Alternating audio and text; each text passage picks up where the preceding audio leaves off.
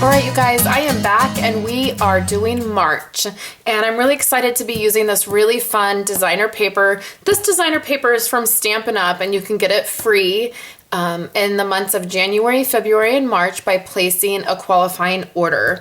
So I'm just using 2 pieces of that, and it's just very bright and fun. And the way I tend to put my calendars together is basically by season. So in January I do, you know, snowmen or wintry stuff, and then in the spring months that's what I tend to do. For the holidays I use holiday paper. Just kind of, I'm just making a layout basically. So don't overthink it. It doesn't have to be perfect. They're just basically 12 by 12 layouts that you're going to put on a calendar and be able to give as a gift. So I'm leaving this at 12 by 12. We're gonna round the corners again. I like to use my We Are Memory Keepers chomper. I use the teal one, and I always use the 1/4 inch rounder. That's my favorite. I rarely ever use the 1/2 inch, and that's just preference. So I have a 12 by 12 piece of designer paper here, and then I have this yellow strip, and it is a 3-inch strip. And you're gonna see this 3-inch strip of paper, very much a theme of mine as we go through the calendar, because it's just easy to add these strips to layout. So I'm taking a border punch. This is a scalloped border punch, and I'm gonna go ahead and just punch this out.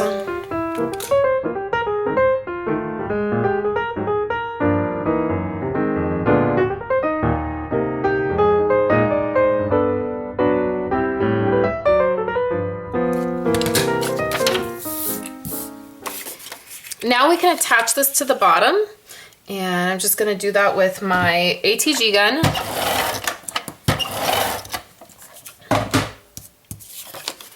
And I like to use my grid mat to help line these up. So we have that. Now I've taken, these are 4 1/4 by 4 1/4. That way when I cut my photo down to 4 by 4, it will have a nice mat. So all I'm gonna do is round the corner of these, and you can do those 2 at a time or even 3 at a time with this corner chomper.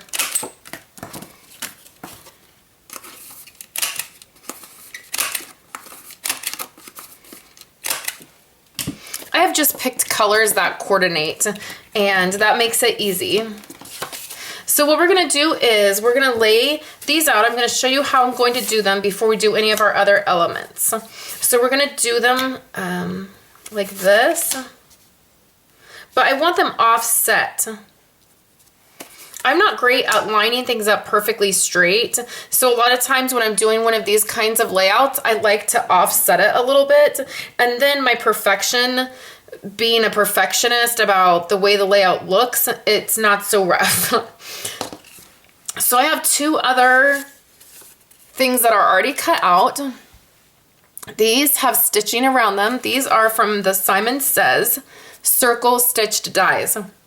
So what I would like to do is I'm going to layer these together, and then I'm going to stamp using one of our celebration stamps that, again, you can get this for free during the months of January, February, and March by placing a qualifying order. And I'll show you that stamp right now. I'm going to stamp Best Day Ever with a coordinating ink color. I'm going to use yellow, and then we're going to layer those together. Okay. So, this is really funny. Here we are with March, and I'm not sure what footage I have because all of a sudden I looked up at my camera and I was not recording at all. So I don't know which parts you guys saw or which parts you didn't. So I'm gonna walk you through this, what I've done so far here.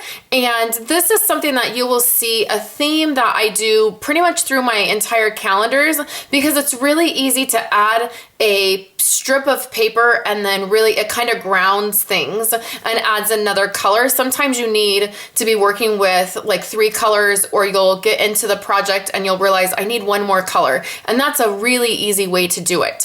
So then these mats right here are just 4 1/4 by 4 1/4, and that's going to allow me to add a photo very easily that is a 4 by 4 photo. So what I did is I started with this corner or this piece, and I put it down as my guide. So once this was down, I kind of based everything else, all the other 3 squares off of this one square. So the nice thing is that I have made these to where they're offset, so I'm not trying to get them in a perfect square. And I find that sometimes lining things up perfectly in a square like that can be a little bit difficult.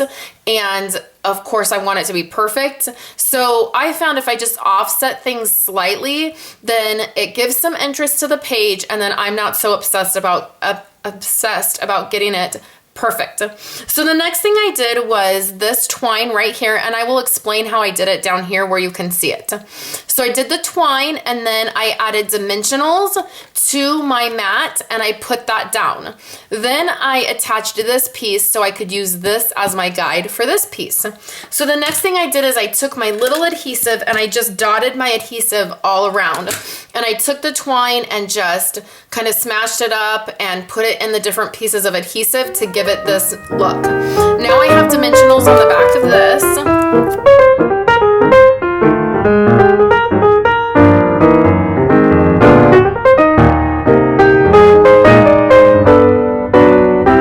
Just like that. The very next thing I have is this piece right here. This you can see has the stitching. This is a die from Simon Says Stamps. It is the circle stitched die, and I've just stamped a stamp right in the middle of that. It's from this stamp set that says best day ever, and then we're just gonna put it right down here. But here's the trick. Because I don't have my photos yet, we're gonna stick dimensionals right in the middle here, just like this, and we're gonna overlap all of those squares. Then when I get my photos in, they'll tuck nicely up under here, and then I'll just slip a dimensional right up under there once my photo is there. So we're almost done with this one. We're just going to add some buttons, and that's going to be it. So these buttons coordinate with this paper. We're going to add 3 in each of the colors, and I just like to add my buttons with glue dots. That tends to be the easiest.